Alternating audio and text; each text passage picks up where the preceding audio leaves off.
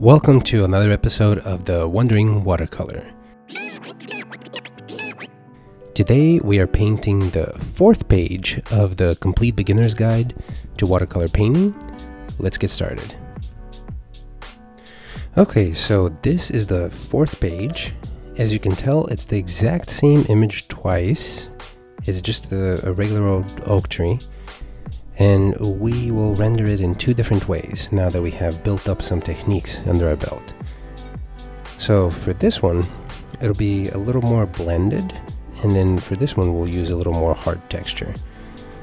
And I think they'll both look nice, it'll just be two different ways of doing it.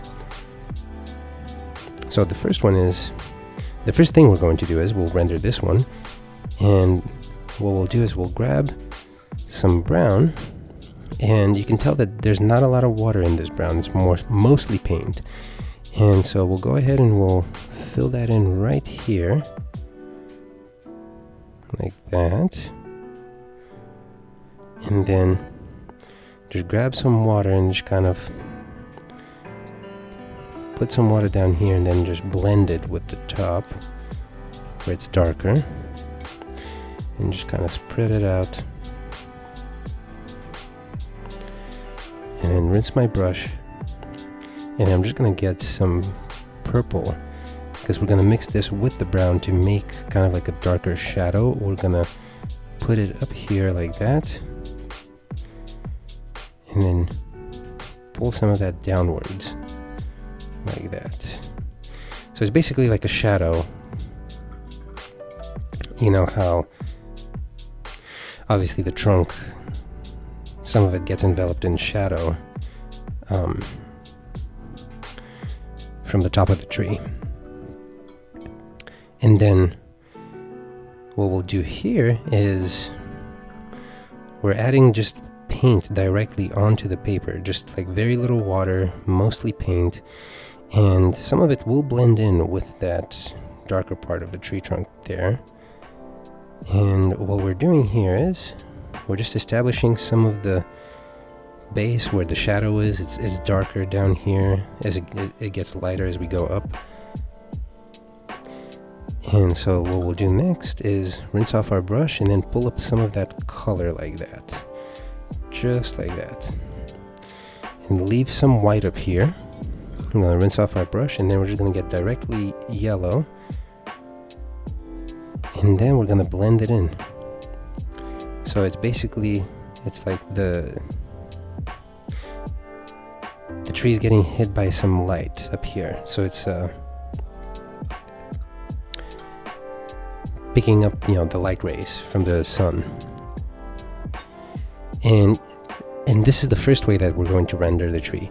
Now you can see this was extremely fast, and you get, there's some intensity to it because you're working with pigment directly from the paint cup. Now keep in mind that this will get lighter as it dries.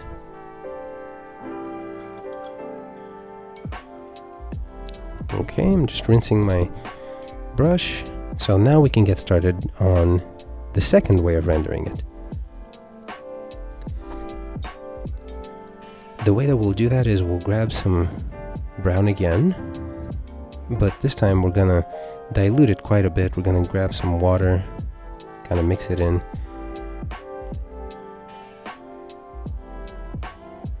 And then we're just gonna do a light wash here on the tree, and just we're gonna cover the whole thing. And just like we learned in one of the previous pages, this is called a flat wash, and it helps block in the color. And that's really what we're doing here. We're just blocking in the color.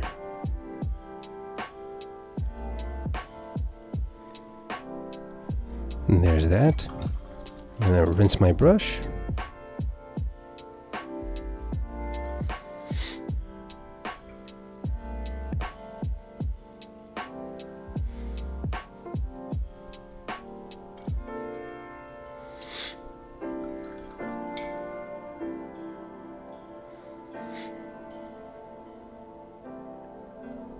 And then I'm going to get some of the green here And same thing, just dilute it with water just so we can have a nice base color to use for the treetop.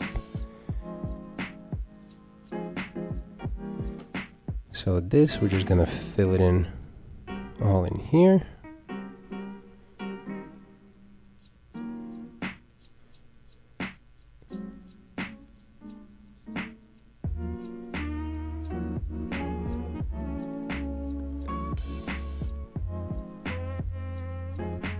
Okay. And same thing, it's like you're using a marker, just trying to get a very flat base color to fill in to establish what the object looks like. We'll rinse our brush.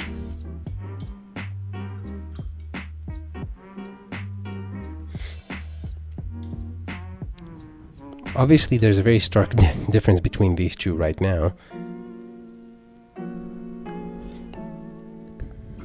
But keep in mind also, this one is still drying, so it will also lighten up as it continues to dry.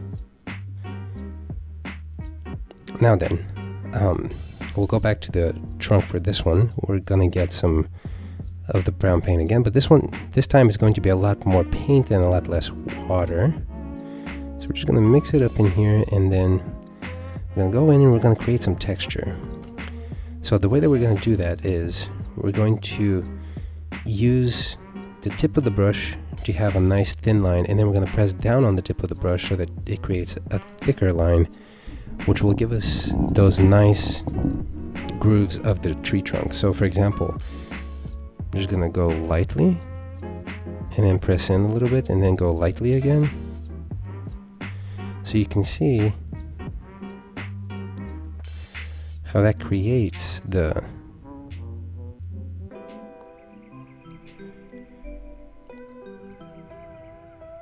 and you can also just use the tip of the brush just to create some more texture. That makes it a little more realistic. And then obviously up here, because it's next to where the base of the treetop, we're just going to just block it in like that just to create that shadow.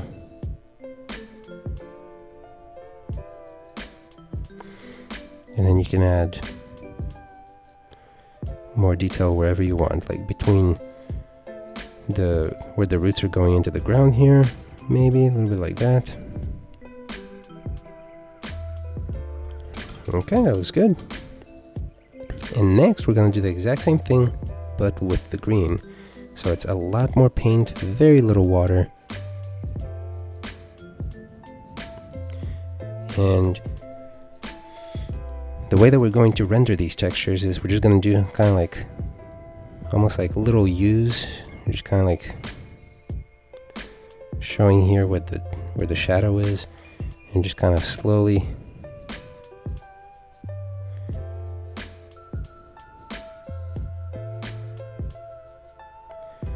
filling that in. And as you're going up and higher into the treetop, make them a little further apart, and keep using the same brush because it has less paint on it, so the strokes themselves will naturally become lighter. And then just kind of a little bit, maybe just dabbing here.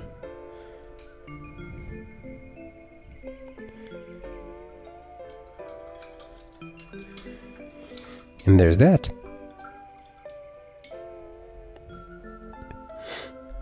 So you see, basically you have the exact same object but rendered in two different ways. It's the exact same drawing, but look how different they both look.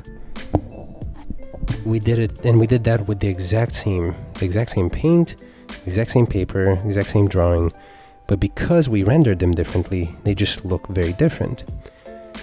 And there is a third option. Now you could just combine both of these, but the way that you would do that is you would apply the techniques in this one on top of this one.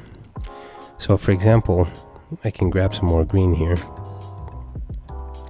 We already have the the way that the colors are blending, those are already put on the paper and they're pretty dry, so you can just go ahead on top of that and just add.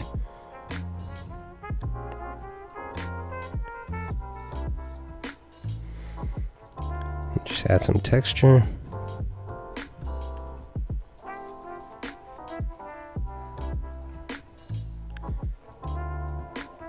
And then just kind of like make it a little more sporadic, smaller strokes going up into the treetop, a little bit here and there.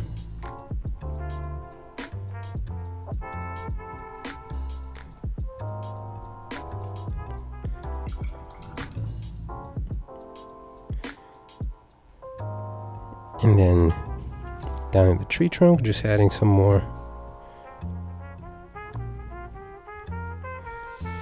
like that.